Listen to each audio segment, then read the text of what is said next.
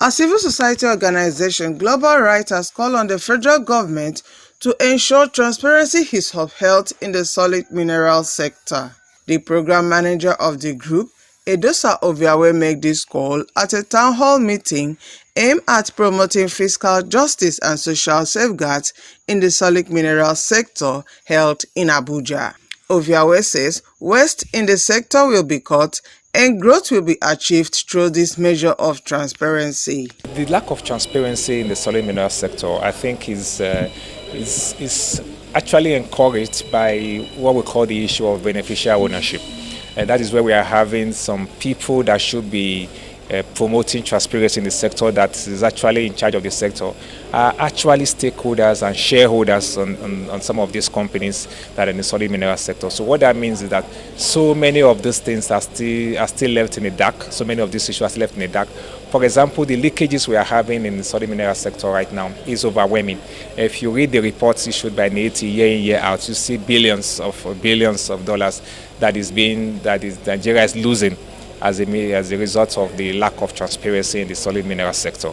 And so the citizens' role in this is to begin to demand accountability from the government to ensure those loopholes are blocked and to ensure that everything is put out in the bare for everyone to know. Who are these mining companies? Who are the shareholders in these mining companies? You don't want to meet somebody to say, please, these people are not treating us well, when actually he's the one holding the majority share in that company. So that becomes a challenge. So if these things are not transparent in the open for everyone to see, and then we'll continue to have this circle of dealing with issues of fiscal justice in the sector. Having a petroleum industry law, an omnibus law that is governing the sector. So lack of transparency will make that little money that seems to be coming from that sector, if I don't know what it is, I won't even know when it is spent. So having an idea of what comes in, ensures that I know how it is utilized. That's one. On accountability, knowing how it is utilized and knowing what came in enables me to ask the right kind of questions and demand that it should be used differently when it is not being judiciously used. So you can't divorce one from the other.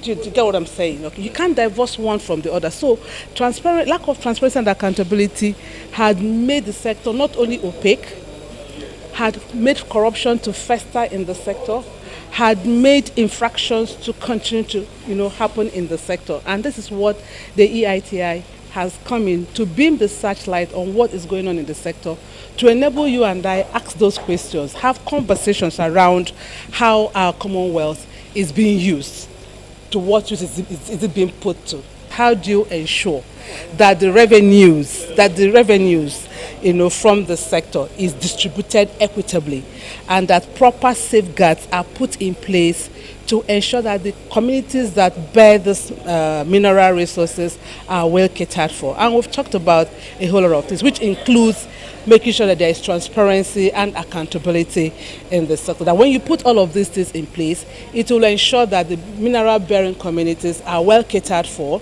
that their livelihoods are protected, that their welfare is being catered for, and that the necessary safeguards are put in place to ensure that they are not cheated or denied of the benefits of their Commonwealth. Within the confines of the law that establishes the responsibilities we are saddled with, we have realized and come to terms with the fact that the mining industry, extractive industry, is being given very serious priority by the present government as an alternative source of revenue for government, and therefore that behoves on us a lot of responsibility to be able to live up to the expectation. So that also gives to us opportunity to showcase what we have as potentials, how we can turn these potentials to